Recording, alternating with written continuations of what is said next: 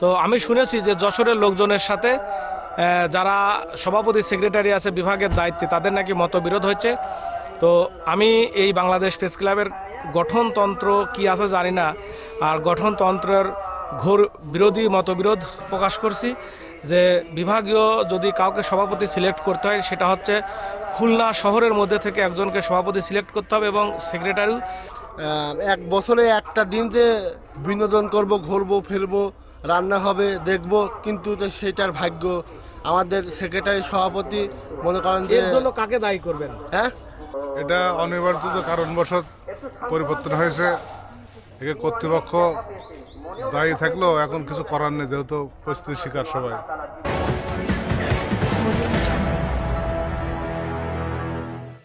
এই পিকনিক এসে কেমন লাগছে? বিরক্ত লাগছে।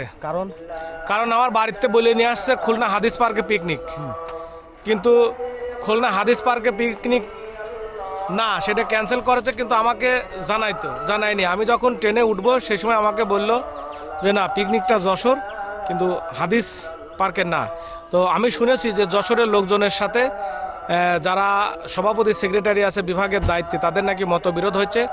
তো আমি এই বাংলাদেশ প্রেস ক্লাবের গঠনতন্ত্র কি আছে জানি না, আর গঠনতন্ত্রের ঘোর বিরোধী মতবিরোধ প্রকাশ করছি যে বিভাগীয় যদি কাউকে সভাপতি সিলেক্ট করতে হয় সেটা হচ্ছে খুলনা শহরের মধ্যে থেকে একজনকে সভাপতি সিলেক্ট করতে হবে এবং সেক্রেটারিও খুলনা শহরের মধ্যে থেকে সিলেক্ট করবে।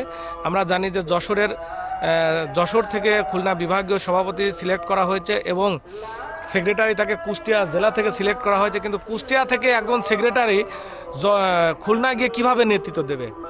সভাপতি এই যশোর থেকে খুলনা গিয়ে কিভাবে নেতৃত্ব দেবে? এই যে মতবিরোধের কারণে এই যে আজকে ভোগান্তি, পিকনিকের নামে এই যে জালিয়াতি অনিয়ম, এই বিষয়টা আমি মেনে নিতে পারবো না। আমি আজ থেকে বাংলাদেশ প্রেস ক্লাবের কোনো পিকনিকের সাথে আর নাই। ধন্যবাদ। কোনো কাজের সাথে থাকবেন না? না, কাজের সাথে আছি কিন্তু কোনো পিকনিকের সাথে নাই। কারণ আর আমাদের আপনি দায়ী করছেন কাকে? দায়ী করব হচ্ছে আমাদের কুষ্টিয়া জেলা সভাপতি ডাক্তার এম.এ. মান্নান, উনি হচ্ছে বিভাগীয় সেক্রেটারি দায়িত্ব পালন করছেন, এবং এই যে আমাদের মতিয়ার রহমান যিনি বিভাগীয় সভাপতি দায়িত্ব পালন করছেন, এই দুইজন দায়ী এর জন্য। কারণ তারা কেন সমন্বয় করতে পারেনি? তারা দুজনই ব্যর্থ, এই কমিটিতে থাকার অযোগ্য। ধন্যবাদ। আপনি কিছু বলবেন? আমি বলবো আমাদের বাংলাদেশ প্রেস ক্লাব বনভোজনের কথা ছিল খুলনা হাদিস পার্কে, কিন্তু সকালে ট্রেনে ওঠার আগেই রাকিব ভাই আমাদের কুষ্টিয়া জেলা সেক্রেটারি, সে বলল হচ্ছে যাইতে হবে যশোর। তো যশোর এসে আপনাকে রাত্রি বলিনি? না, রাত্রি বলিনি, সকালে ট্রেনে ওঠার আগ মুহূর্তে মনে হয় 10 মিনিট আগে আমাদের বলছে যে আমরা যশোর নামবো। তো যশোর নামে দেখছি এই যে সুন্দর নমরম পরিবেশ, ঠিক আছে, কিন্তু এখানে কোনো লোকজন নেই। বনভোজনের নামে জালিয়াতি ভাই, বাংলা কথা শোনান। তো সেটা হচ্ছে আমরা যে মানে এক বছরে একটা দিন যে বিনোদন করব, ঘুরবো ফিরবো, রান্না হবে দেখব, কিন্তু তো সেটার ভাগ্য আমাদের সেক্রেটারি সভাপতি মনে করেন যে এর জন্য কাকে দায়ী করবেন? হ্যাঁ, এর জন্য আমাদের কুষ্টিয়া জেলার সভাপতি বাংলাদেশ প্রেস ক্লাবের ডাক্তার এম.এ. মান্নান আর রাকিব ভাইকে আমি দায়ী করব। যেহেতু আমাদের আশ্বাস দিয়ে সেই আশ্বাসটা কিভাবে মানে 1 ঘন্টার ভিতরে বদল হয়ে যায়, এটাই তো দেখব। প্রতিবাদ করবই, ছোটোকালিতে প্রতিবাদ করি ভাই, প্রতিবাদ করবই। যদি সংগঠনে আমার না রাখে তাও ভালো, আমি এই প্রতিবাদ করবই। আর এই পরিপ্রেক্ষিতে বলবো যে কালকে আমাদের কোথায় নিয়ে যাবেন? ঠিক আছে, কালকে আমাদের কোথায় নিয়ে যাবেন? এই কি বিনোদন কেন্দ্র নাকি? আমরা যদি রবি ঠাকুরের বাড়ি যেতাম, তাও একটা বিশ্বকবি যে রবীন্দ্রনাথ ঠাকুর, তার বাড়ি যায় যদি পিকনিক করতাম, তাও মনে একটা শান্তি লাগে। পিকনিকের নামে মহাপ্রতারণা, পিকনিকের নামে জালিয়াতি হচ্ছে ভাই।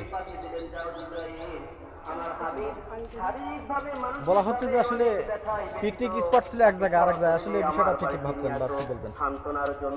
এটা অনিবার্য কারণবশত পরিবর্তন হয়েছে।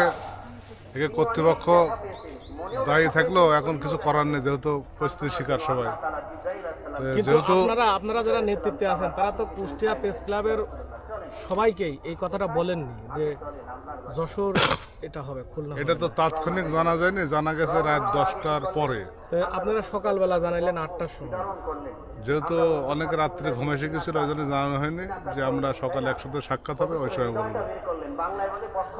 এই আজকের এই যে দুইজন আপনার একজন সিনিয়র ভাইস প্রেসিডেন্ট, একজন সদস্য, তিনি যে বিদ্রোহী ঘোষণা করছেন, উনি কি, ওনার ব্যাপারে কি বলবেন? এখন সবার মন মানসিকতা এক না, উনি ইয়াং বয়স, ওনার তো একটু চাপা থাকেই। না, এর জন্য আমি বিভাগীয় সভাপতি এবং সেক্রেটারিকে দায়ী করছি। আপনার এই বিষয়ে কি মত দেবেন? বিভাগীয় সভাপতি সেক্রেটারি অবশ্যই তাদের হচ্ছে ভুল আছে, এটা আমাদের আগের থেকে জানানো উচিত ছিল, তাহলে আমরা সেই চিন্তাভাবনা করতাম। অবশ্যই তাদের ভুল আছে এটা।